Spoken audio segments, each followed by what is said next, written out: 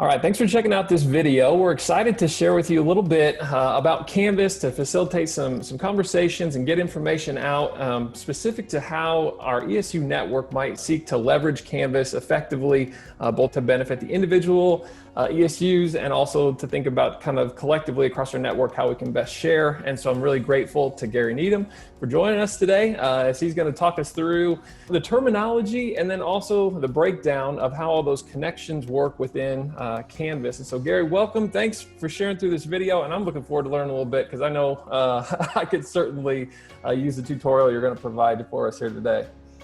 Sure.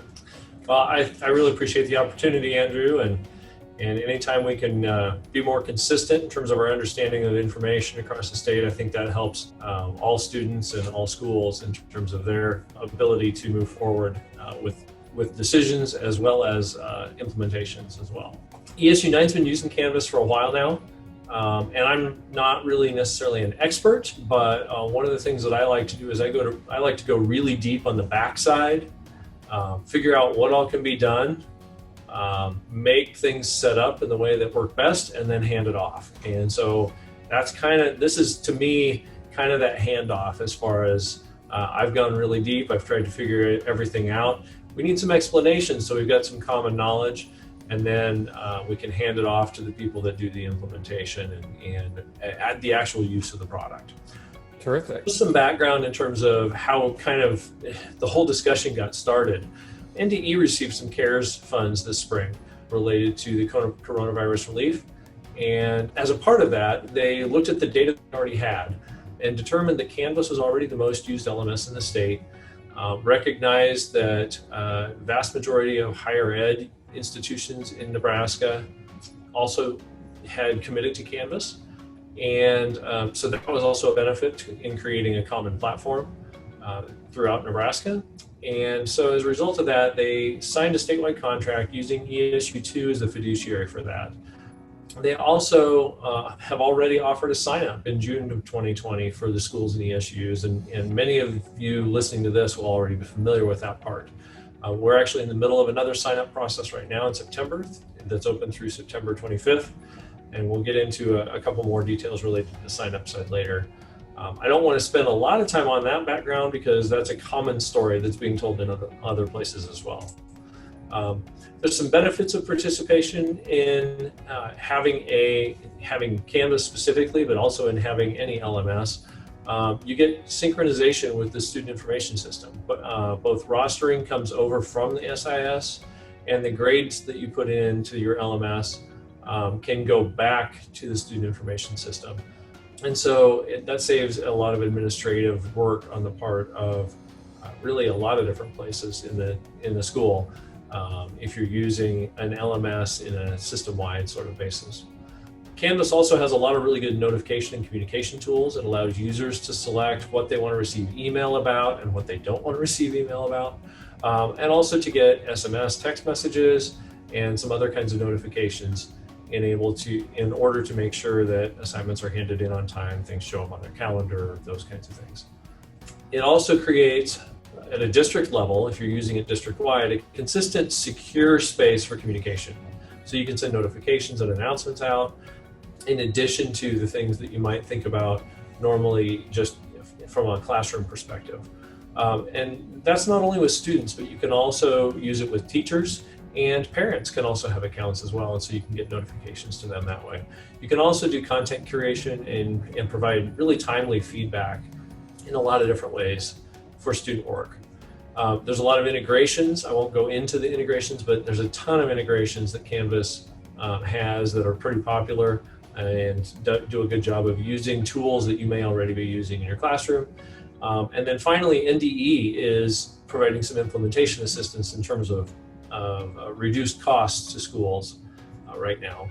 That help shows up in terms of the setup fee being paid by the CARES funds through the sign up in June and September of 2020, March 2021, 22, and 23. So those 5 opportunities to sign up will be there where that will be paid through the NDE. In addition to that, the user fee, which is per user, is subsidized down to $3 through June of 2023. And the agreement with NDE includes Tier 1 support, which is normally an extra cost. And Tier 1 support is neat in that anybody that needs help, any user that needs help through Canvas can create a ticket.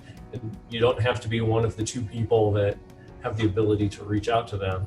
And then that ticket or that help, however it is defined in the Tier 1 support agreement for the school, automatically gets to the right place so that whether it's district tech support or whether Canvas needs to handle it, the question that gets asked gets to the right place and support can happen right within the Canvas interface.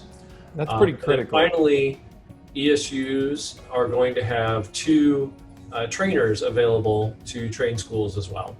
And those are also supported through the CARES funds. Got a few pieces of terminology that have really been kind of sticking points for conversations in the last 6 weeks or so. And so just took a little bit of time to build a glossary here. Some of these are going to be really ESU specific. I mean, they're Canvas specific anyway, but schools won't need to know all of these terms. I think at the ESU level, we have more of a need to know all of them. So an account is too generic of a term in a lot of cases, and so those might refer to either an instance or a user. An instance is actually the organization's account in Canvas.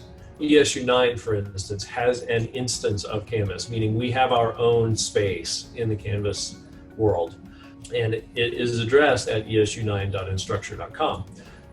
So any organization that has a unique address like that has an instance of Canvas. And Canvas may refer to that as an account, specifically because a sub-account could be an organizational piece that fits under an instance or an account.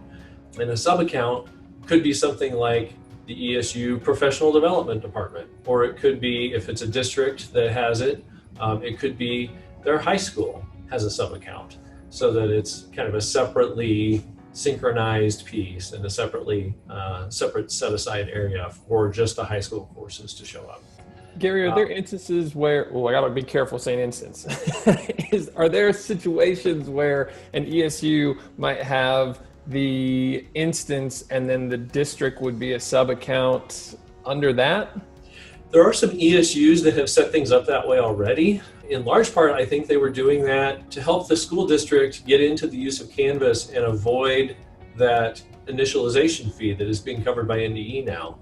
And from a cost savings perspective, that's a really good idea. In a school situation today, with knowing that this fee is paid, I would try to get out of that situation personally so that I could set up my student information system synchronization and do that as part of that process. And there's really a benefit to a school having their own instance, and that benefit is that synchronization of gradebooks and rosters. Oh, okay, great. So that's a great question. ESUs probably don't need that. We don't have as great of a need for that because we don't have the data synchronization going on, but yes, there are situations that have been set up in Nebraska already that are like that, and this is a really good opportunity to get out from under that. Perfect. Well, yeah, and looking at some of the other terms too, I'm a little curious about how those feed in. We'll talk about some of these in more detail later. I've got some pictures later that really describe stuff a little better. But catalog is an automated storefront. I think that's something that maybe ESUs could use, and I know NDE is actually committed already. They have a catalog. That's an add-on, so there's an extra fee involved with that. But I think there's some possibilities for us in that it creates an automated storefront where teachers might be able to go in, enroll in a class, pay for the class, complete the class, get their certificate, those kinds of things, all kind of in an automated fashion. The Commons is a place where we can share classes. And so there's a public Commons where we can just, if I've got this training that I've built, I could share that with the Commons, and anybody that wanted to could import that into their instance of Canvas and then use it. But we can also use it to create something like a fifth grade science class or something along those lines. And if I'm really proud of it and I want to share that with other teachers, but only in Nebraska, we could have a consortium that uses a Commons consortium. And I think NDE is planning on doing that as well. Well, and no surprise people are getting confused between consortium, Commons, catalog, and you're like, I don't know where these things are going. Yeah, I know. Thanks for clearing that up. Well, I don't know if it's 100% clear yet, but hopefully after we've seen the pictures, it'll get there. Yeah. There's also a root. I probably should have mentioned this when I was talking about instances and sub-accounts. The root would be the parent, like the district office. The district office has the root, and then the high school might be the sub-account. That's maybe the best way to think of that. And both of those fit within an instance. There's also, at the ESU level, ESU2 already, and a couple of other ESUs, I think, use something called a support master account. It's actually a separate instance, but it allows those people that do support of the schools to log into the support master, and then they can pop over into their schools instances of Canvas without having to have individual accounts in each one of those instances and manage all of those passwords separately. We've talked about Tier 1 support already. The last a couple items on here, there's a trust.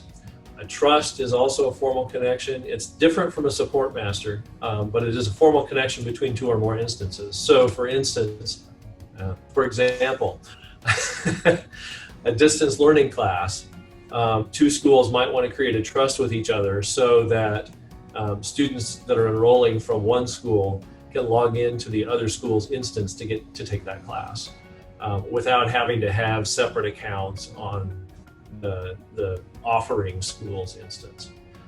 ESUs might want to have trusts with their schools so that they can offer trainings through Canvas. And the teachers can use their Canvas accounts at the school to enroll at the ESU in those trainings. So that's what a trust is for. And then finally, a user, we also would refer to this as an account, which is where it gets confusing. But I tend to refer to them as users. I've also seen them referred to as licenses. But that's that $3 individual's account with the access to the Canvas system. Oh, well, I already feel like I understand things a little bit clearer just from that explanation, but I know you have some visuals coming up here next too to kind of add that piece. It feels like I'm offering a high school lesson here where we're talking about all the vocabulary and you got to have it to be able to talk about it. I feel like I could have bored a lot of people here, so hopefully this gets a little better. We're good. Let's keep going.